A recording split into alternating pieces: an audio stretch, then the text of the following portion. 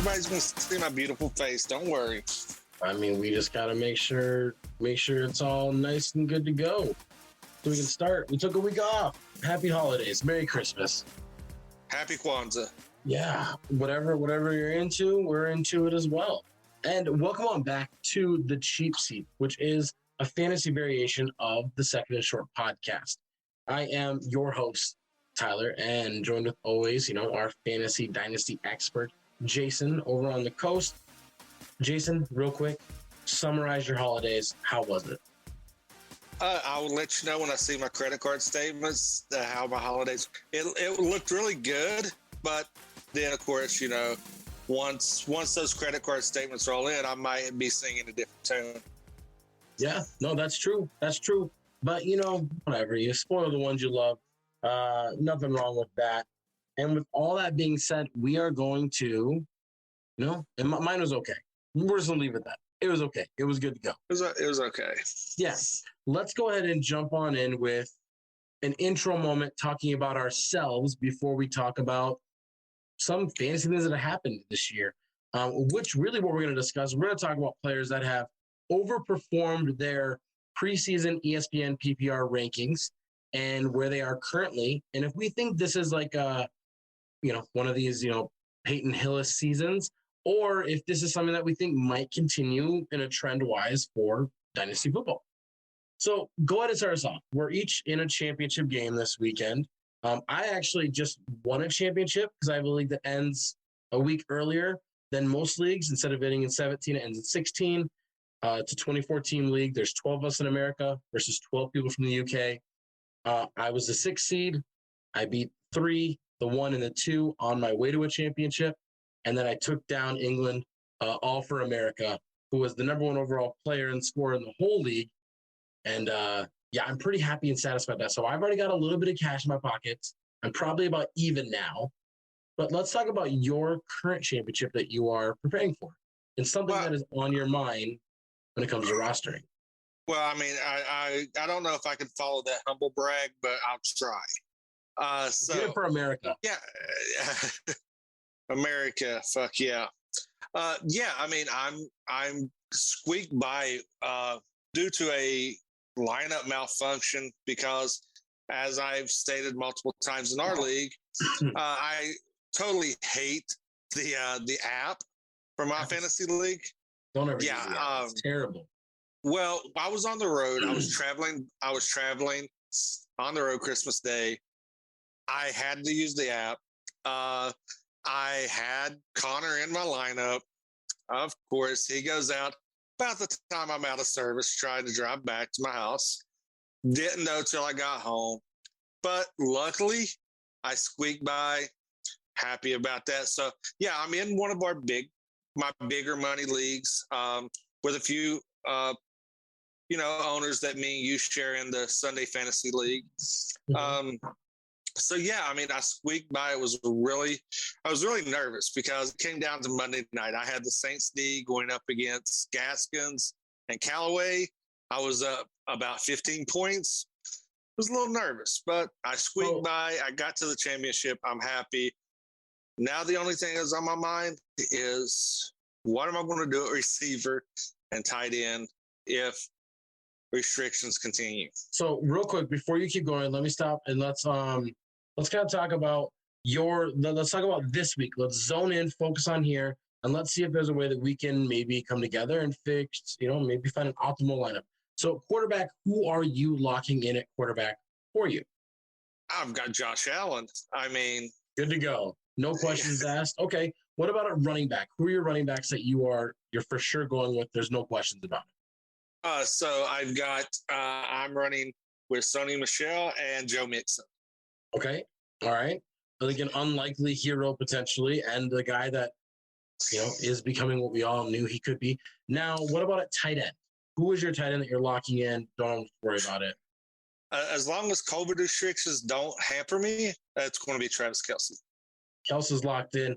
All right. Now, the biggest question here, receiver, you're having an issue. So, right now, how many starting positions are we talking about that are left? You have 8. We have 1 quarterback. How many are left? We've got a flex and 2 receivers. So we have three positions that we're trying to fix here. Who is locked in at receiver?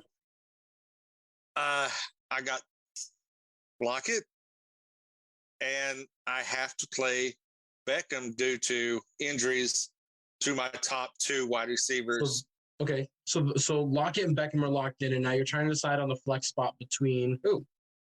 I've got right now it's between Singletary, or am I going to roll out, another tight end as Goddard or Ertz?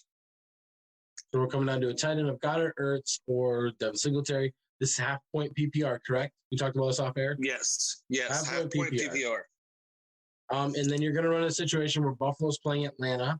They're probably going to be rolling. They're like 13-point favorites, probably going to be stomping them. So maybe they'll be running the ball late. It seems like Singletary is kind of really taking off with the lead here. And then the tight end matchup, realistically, that could come down to like usage in the red zone. Ultimately, it's not, to me, Singletary is probably the safest bet for you. Just the way that we've seen Goddard getting used the past couple weeks, and same thing with Ertz, who did okay, but he's not like dominating without Hopkins around. Yeah, and right now I've got Singletary plugged in because right now, personally, I have a vendetta against Goddard because he did cost me a championship. Mm-hmm. Because at last minute I plugged him in over St. Brown. I lost by 3 points. You live and learn. You always trust your gut. Never second guess yourself. So right now I do got Singletary plugged in. So, and based on the matchup, I'm currently a 10-point underdog. See, I think that is I think it's the safest thing to do. There's upside of touchdowns with the other two, the tight ends. But I just think in a game that Buffalo should be rolling pretty early, Singletary could see 18 plus, touches this game. I sure hope so. I hope I hope I at least get a touchdown out of him. I mean, a touchdown and 50 yards, I consider that a win in usage for him. Well, I mean, your roster sounds really good. There's obviously some studs, and we're actually going to have some cross lineups over here talking about my lineup as well, which let's go ahead and jump on in. So a league that we share with some of the league mates in the league that you're in a championship with. I, unsurprisingly, am in the championship. As the number 1 team all year, outscored the next closest playoff team by like 300 points. Here's the thing. I run a couple leagues. In all the leagues that I ran, which is 4 leagues that I'm the commissioner in, I was either a 1 or a 2 seed in all 4 of my own leagues that I run. 2 of those I had a first round bye. 2 of them, they're bigger playoffs, so I had to play in the first round. My first playoff matchup in every league that I run, I lost. I was a 1 or a 2 seed, same thing. I outscored a lot of teams. I lost in 2 quarterfinals as the 1 seed, and I lost in 2 semifinals as a 2 seed. So I was expecting to just not win. And thankfully, Terry McLaurin got 2 catches at the very end of that pitiful Washington-Dallas game, and I won by 2.5 points. And now I'm here. So let's talk about what I got locked in, and I'll let you kind of help me decide my final spot. Josh Allen's locked in at quarterback. There's no question over there. I don't have another option anyways in this Dynasty League. At tight end, I'm going to double down, and I'm going to play both Kels and Kittle. I think that's just very safe options for me in this situation. And they're locked in. And then at running back, I'm locked into Jonathan Taylor and Najee Harris as being guys that I think are in. And then at receiver, I have Justin Jefferson and DJ Moore, again, locked in. Especially with the news of Sam Darnold starting over Cam Newton, I think that's going to favor DJ Moore even more than it did before. Yeah. So it comes down to my final spot. And granted, I could kind of move some of these around. And this is a very humble brag right now, just listing off this roster dynasty. But Dalvin Cook, he's cleared to come back.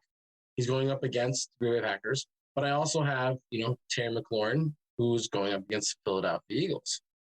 And so I have 2 options there on who I could go with. Now, Terry's had some down games, which almost leads me to believe that he's going to pop off.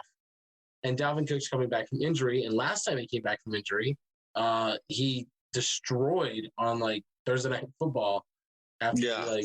So what do you think I should do? Because this is a league that we share. So if I win, the podcast wins, which means you get a win, which means you also beat the league champion in the regular season. Yeah, I'm just glad that you pointed that out. I got you. I don't have to remind our listeners that I did give you one of your losses in the regular season. I'm going to go with Cook. I don't trust McLaurin right now. Reason why I'm going with Cook, he's coming back from injury, so he's rested. It's a divisional game. Vikings are still fighting for a playoff spot. Packers, not so much. They're in. They're not. They might not be going wholeheartedly. They've already, they might not roll, their best efforts out per se, because they want to, you're late in the season. You're already locked in the playoffs. Teams may be taking their foot off the gas, because once you lock that playoff spot, you start thinking about how deep in the playoffs you can go. So with Minnesota still fighting for position, we just got the news of Adam Thielen having season-ending surgery. Yep. So the weather conditions would be favoring the running game. So I'm going to lean more toward Dalvin Cook. I think Mattison gets mixed in a little bit more, but I think with the volume that Cook is there, you've got to lean on that, because I don't trust McLaurin anymore.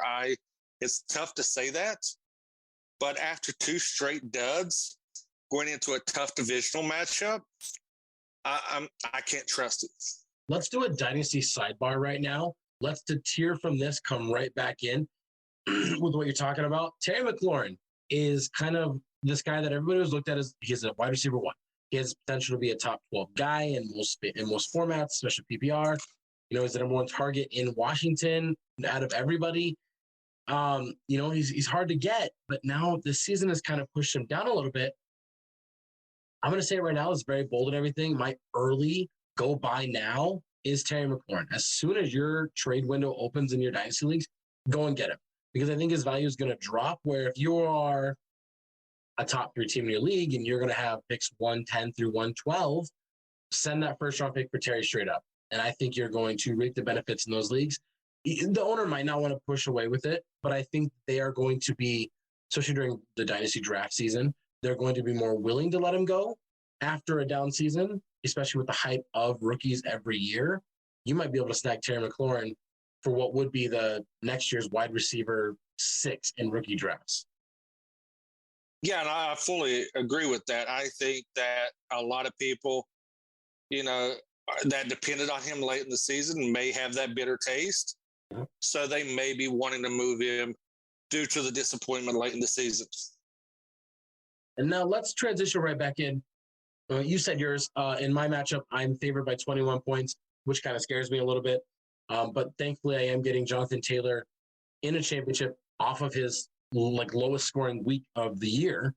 I just had Kels, who was out last week as well. Yeah. And he's got T. Higgins, coming back in, who just had his greatest game that he'll ever have in the NFL. So he's probably going to come back down. So hopefully the scales tip my favor, but he's got a lot of guys that, that scare me. Saquon Barkley, Michael Carter, Antonio Brown, Hunter Renfrow, really scary. But that's our matchup that we got going on. Let's go ahead and get rid of this. Anybody listening right now, be sure to hit that subscribe button down below, follow along, like us on all of our fantasy platforms. Let's talk about what you guys can get out of this more so than what we are going through, of sharing our experience with you. And we're going to talk about a player at each position that has vastly outperformed their preseason ranking based on ESPN's own little top 300 PPR. Now, with them being top 300 PPR, there's only so many players they can include, but that kind of shows you where the value is going to be here. We're going to talk about if these trends are, like I said, a Peyton Hillis type thing, or if it's going to be something that we think can maybe continue within range. Let's start at tight end. So at tight end, we have the current tight end for Dalton Schultz, the Dallas Cowboys. He was ranked preseason as the tight end 35, not even the number one tight end on his own team.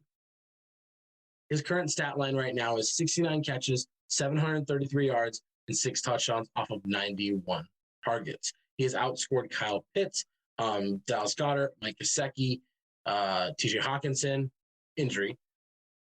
Do you think Dalton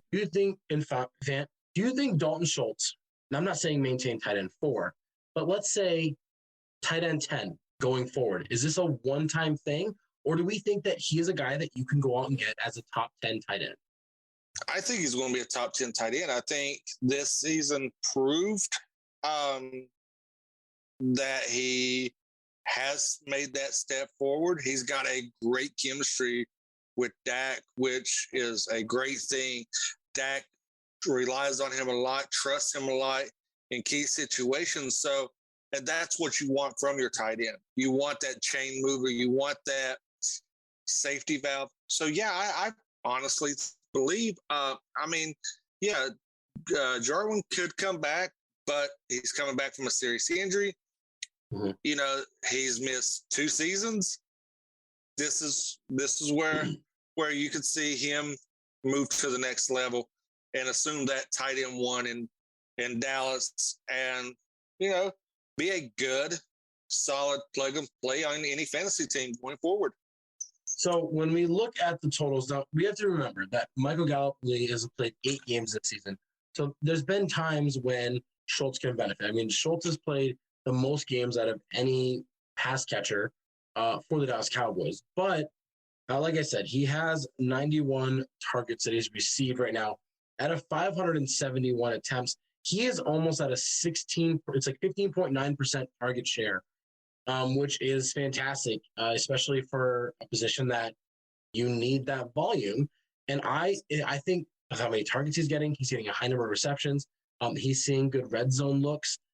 He's a guy that can create separation, but on top of that, he's got like 38 first downs this year, which means that on third down, he's a guy that Dak trusts. And I think with the uncertainty of what's going to happen with Michael Gallup going forward, Amari Cooper, we don't know. These guys, I feel like the Dallas Cowboys wide receiver room is going to change, and Schultz might maintain a consistent. I think top 10 tight end, absolutely going forward. Go and buy him as such. Don't buy him at top 4, though. But if you can buy him as top 10, lay a ranking down in front of somebody and be like, these guys are all better, but I like him here, you might be able to buy him at that value. And that's the way to go. And if you drafted him before that, good on you. Now let's talk about, we're going to jump back and forth in these positions. Now let's talk about the quarterback. Now the quarterback, we talked about a lot of guys. I mean, we were sitting here saying Jalen Hurts, pretty impressive, but there was a lot of predictions on that this year. We can talk about Joe Burrow, but I mean, Joe Burrow just came off of like the most electric offense in college and then tore his ACL. So like if he didn't do that, maybe he would have been this place last year. Kirk Cousins, currently quarterback 9 based on ESPN's standard point scoring, averaging 18.6 points per game. He was preseason quarterback 22. So barely, if you roster 2 quarterbacks, he's in that cusp range where he might not even been drafted at all as a top 2 quarterback on your own team. And he is just stellar. Stat line. He's got 3,900 yards, about 4,000, 30 touchdowns, 7 interceptions. Fantastic. He's also got a rushing touchdown as well. But 30-7, like that's Aaron Rodgers numbers when we talk about that. We're talking in the 30s plus a single-digit interception range. Insane. Can he maintain a top 12 quarterback trend? Yeah, and you also got to look. He's been without Thielen this year. Mm-hmm. He's been without Cook a few games. He doesn't, he has a inexperienced tight end, and he's still putting up solid numbers. So, yeah, I look at him in that cusp of that QB12 as a starter, not a definite plug and play every week, but a definite consideration that you're going to get production. So, yeah, I think he can maintain this. I don't see any reason why, especially once if he has everyone around him healthy, they beef up that offensive line, that trajectory is going to increase a little bit. Well, I'm going to counter argue with you. Now, while I do believe Kirk Cousins does not get the respect that he deserves, and I think that him playing at this high level makes sense. And we're looking at a guy that is giving what he's thrown the ball. Let me look real quick. 539 times at a 66% completion percentage. That is stupid. That is so many. He's about to throw for over 600 times. I don't understand how these guys can do this year in and year out. He's not getting the yards, but the fact that he doesn't turn the ball over is pretty impressive. He is currently right now, what do we got? He's currently number 7 in attempts thrown right now. He's got a better completion percentage than about 2 guys ahead of him in that range. Here's my thing. I think that some of the younger guys they're going to get better. I don't see Aaron Rodgers, Tom Brady, Stafford falling down. And then I think our middle tier guys of like the studs of Josh Allen and Patrick Mahomes are going to maintain. I don't see Kirk Cousins being a QB1, but I do think he's a guy that if you decided to, in a dynasty startup next year, decided to wait on the quarterback position, you can trust him as your own quarterback 1 and a guy that you can think he'll probably finish in the 12 to 16 range. That's okay. Like if he's just shy of QB1 status, that's okay if it means you can get studs in other places. Because his points per game, like I said, are 18.6. If we just go up to Jalen Hurts, he's 21.4. He's just above him as a QB5 right now. That's 4 spots. And that's not even 3 full points ahead of him per game. So I'm going to disagree that he's a QB1 going forward. The potential is there. The attempts are always going to be there.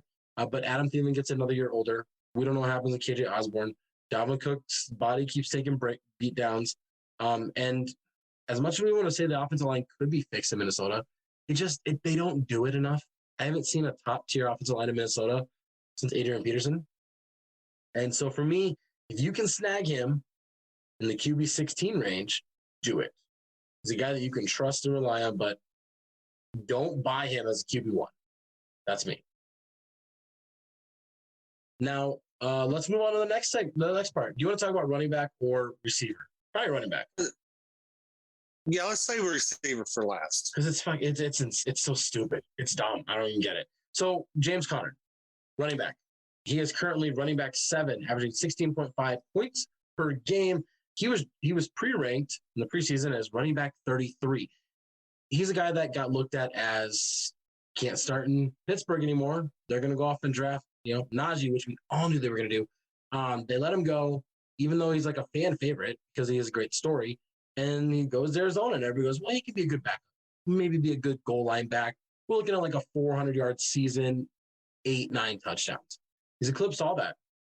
Stat line before you jump on in. He's got over 200 total touches, over 1,000 total yards, 7 on the ground, over 3 in the air, 31 catches, and he's got 16 total touchdowns between 14 on the ground and 2 in the air. He has taken advantage of Chase Edmonds not being this healthy, reliable guy and just the guy that you can just give the ball in the red zone and he's probably going to score a touchdown. Can he maintain a top 15 running back status going forward? Yeah, because I don't look for Edmonds to be there. I look for Conner. He's still relatively young. He's not on that cliff of running back, diving off just yet. I think next year, I think he could be a running back 1 with a top 12 stat line. You would draft him. You would draft him as a top 12 running back pick. You would do that. I mean, if I'm on the back half of my, depending on where I'm at, I mean, I could take him at a 12, depending on how the draft falls.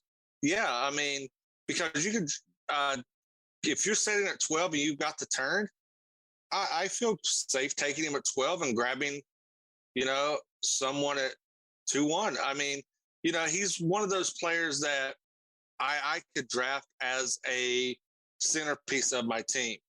I feel that. That's crazy. I'm not. Well, you can do what you want to do, but I think that's very bold. Well, I bring the spice occasionally. You do. Well, so here, let's do this real quick. Let's play it because let's actually find out where you definitely would put it. So let's just start up. Over Jonathan Taylor. No. Okay. Over, let's just go Joe Mixon. I'd put him in the conversation.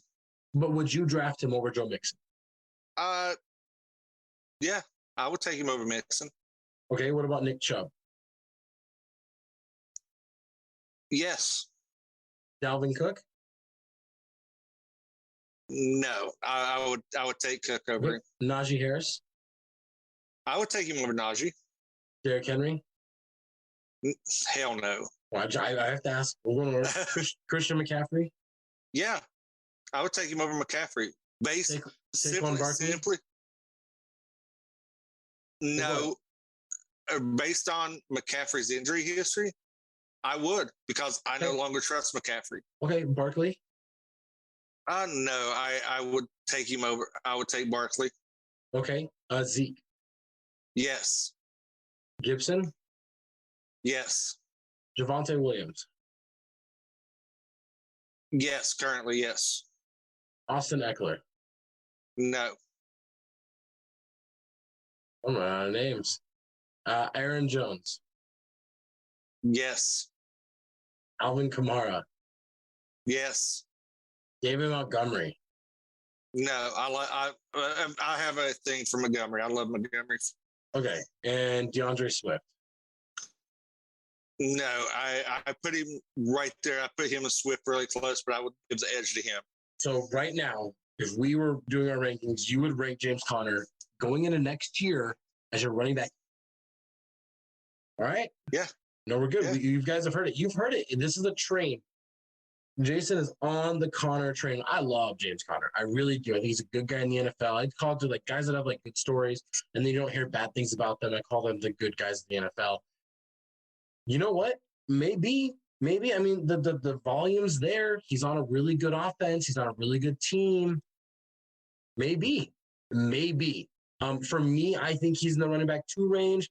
I do think he has took Chase Edmonds' position and spot there, and I think he should be drafted as a top 20 guy going forward. In dynasty formats, I might push him down a little bit more just because I like to draft the younger running back and just run that wave. But, interesting, but I like it. Spicy. It's spicy. Now let's talk about a guy that got no love or respect from ESPN at all. Like the ultimate disrespect. We're going to talk about wide receiver Hunter Renfrow. Now, we're talking about Hunter Renfrow over Cooper Kupp because here's the thing. Cooper Kupp was preseason wide receiver 19. And then he ends up finishing as wide receiver. He's wide receiver 1 right now. But Robert Woods did tear his ACL a couple weeks ago. So that kind of takes some stuff away. We saw Cam Akers tear his Achilles preseason. So that kind of adjusted some things. He made an 18-point spot jump, which is fantastic. Deebo Samuel's like the current wide receiver 4. He made like a 30-point jump, right? That's fantastic. Jalen Waddle is like the current, I don't even know, wide receiver 11, and he made like a 30-point jump as well. Who made a bigger jump than that? Hunter Renfrow. He wasn't even in their top 90 preseason. He wasn't. They had Henry Ruggs, but I get it. And then, which I guess Renfrow does benefit from. And they had Brian Edwards in there as well. Hunter Renfrow ranked outside top 90. He is current wide receiver 12 at 14.8 points per game. And here's his fantastic stat line. He has had 114 targets, 92 catches for 949 yards and 6 touchdowns. He is not your typical slot guy that just gets a lot of catches and doesn't score. 6 touchdowns is a very respectable touchdown rate. Yeah. 100%. Most time you see these guys, unless they're like Julian Edelman, we see them with like 3, 2, 4 maybe touchdowns. Do you think Hunter Renfrow has solidified himself as a top 15 dynasty wide receiver going forward? No. I love him. Don't get me wrong. He's my Wes Welker 2.0. What about 16 to 20 range? Would you put him in there? Yes, like low end wide receiver 2. Okay. Yes, low end wide receiver 2, definite plug play flex. Reason being, Waller's been out, which is benefit, and I'm trying to think of the best way to put this, and all the troubles of Henry Ruggs, which he vastly benefited from. That catapulted him right into their wide receiver one role. So with that being said, I definitely put him in the mid wide receiver 2. Definite flex plug and play. If you can snag him late fourth, between the late fourth, mid fifth, I think that's value for him. I'm going to put him in the top 60 because you're going to see your wide receiver runs happen between 3 and the end of 5. Typically, especially unless it's me and you, and we go, our strategy is the 3 running back strategy. But he's somebody that you can definitely rely on. I mean, he's a PPR monster. So yeah, I mean, I'm going to put him in that mid wide receiver 2 tier. Definite plug and play flex. Well, I think that's fair. I think drafting him around that range is totally fair. The thing to remember is Darren Waller's going to hit age 30, which against tight end doesn't really matter. Hunter Renfrow just turned 26, fresh 26. Like, he doesn't age until the end of the season. So he'll be going into, playing at age 26 this entire next year. I think he is a guy that you might have to kind of stay away from, unfortunately. If his ADP rises to like a top 10 to like 10 to 15 range, I think you got to avoid him and go somewhere else, because when I draft in startups, I look at, will this guy's value increase based on where he's drafted, and can I get a better return based on that a lot of times? I really don't draft a roster looking at this is how I'm going to build my dynasty team going forward. Really, like, this is my pieces. I look at it as, can these guys give me more in return in 2 or 3 weeks through a trade than they can now? And I don't think Hunter Renfrow is going to be able to do that for you. I think you're going to draft him way higher than the value you're going to want in return. He's going to get drafted around guys like Jalen Waddle, Devonta Smith, who you're going to want on your dynasty team more and are worth more. Now, if you do get him in a good position as like your wide receiver 3, you are golden, because I think for the next 4 or 5 years, well, that's probably maybe a little much. For the next 3 years, he's going to be a guy that's going to get 100 targets every year for the next 3 years minimum. 100 targets, that's where he's going to be at. I mean, if we look at his career stats, and this is with last year with Ruggs around, he still had 77 targets. Without Ruggs, obviously it's increased. Ruggs isn't going to be there next year. I don't see the Raiders going out and drafting a receiver. They got bigger issues out there. But I just see him as a guy that Carr has developed a relationship with, and it's going to continue going forward. Top 15 is too much for me as well to bite the dust on. Right.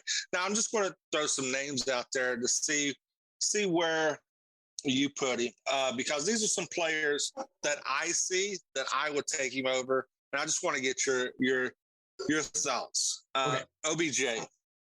Yes, I take Renfrow over OBJ. I agree. Jerry Jeudy. Yes, I would. I'm not a Jerry Jeudy fan. Okay. Too many drops. Okay, definitely.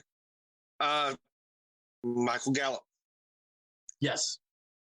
Okay. But then that really depends. If Michael Gallup goes into free agency and lands in a really good spot, I think Michael Gallup has phenomenal talent. Okay. Juju. Yes. Yeah. Yeah, I agree. Chris Godwin. No, I'd still take Godwin over him. Even though Godwin's injury right now. I disagree. Godwin is a much better receiver. And I don't think it's close.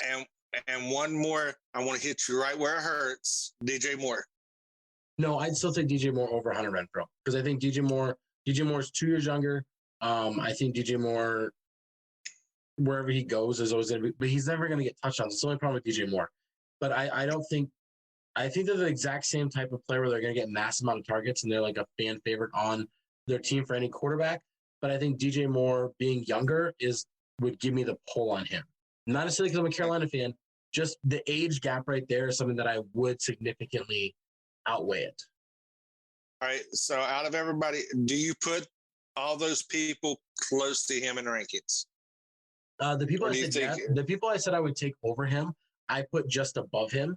a little bit. Okay. The people I said I wouldn't take, most of those guys I think are significantly below him.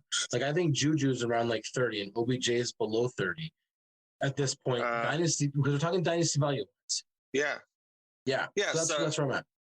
Yeah. So, I mean, I agree with 90% of that. That's why I wanted to get your take because there are some players on there that people love by name recognition only. And, you know, just like ESPN, they don't show the love that he deserves. Looking right now, 18, 19, 20, 21, 22, 23. I've got him right about 27. Right now, I got 23 players I would take over him right now that I would take over him. And that's not even including these brand new rookies that are going to come into this next year. So Renfrow for me is probably going to be a guy that I wouldn't take until he's the wide receiver 24 to 30 range before I even touch him. But I would know that if I got him in that range, I'm getting it. He's going to produce more than where I'm going to get. So in that case, his value is going to be fantastic for you. But if you see him rising up ranks and he's like ranked as like wide receiver 16, stay away. I fully agree. That's going to do it for us on our New Year's Eve episode. Oh my gosh. It's coming on New Year's Eve? No, it's Friday. Whatever. If you're listening to this on New Year's Eve, this is what it is. And these are our last takes of 2021. Simple as technically, it's New Year's Eve as we are recording this. Maybe they listen to it on Friday. Maybe they listen to it on Friday. You know, whenever you listen to it, you know, we do wish you the happiest of New Year's and the best holiday season possible. And hopefully most of you fantasy owners are ringing in 2022 with a championship in your hands or just in your mind if you guys don't actually have a trophy, and hopefully lots of money as well. And if you are not in these championship situations, dynasty leagues, I'm going to tell you now, right now, as soon as we're done recording this episode, I'm going to go over every dynasty league that I failed in, and I'm going to write down what I need to get better and not fail next year. And then when 2022 comes around, I'll have my list in front of me and ready to go. And I advise all of you do the same. As always. And I want to throw something out there. And if anybody's listening that has an orphan team, hit us up. I mean, we might tag team the team. Yes, that is what we're going to do. We are going to join a league together and manage together. Yes, we are going to do that. We if you got an orphan team, hit me and Ty up. We'll take a look, and you know, you might get a shout out on the podcast. And be on the lookout because this offseason, we'll talk about it now, but we'll bring it up as we get closer. But we are going to do a type of listener league or like a podcaster league type thing with other people in the community. And we're going to be talking about that as well and using that as reference data for people that are deep diving, studying, and also want to talk about Dynasty as well. As always, subscribe, like this video, follow us along, comment down below your championship teams or how many trophies you've already won so far. And as we said, best of luck or time to retool, get off your ass, figure it out. Thanks for listening. See you guys in 2022.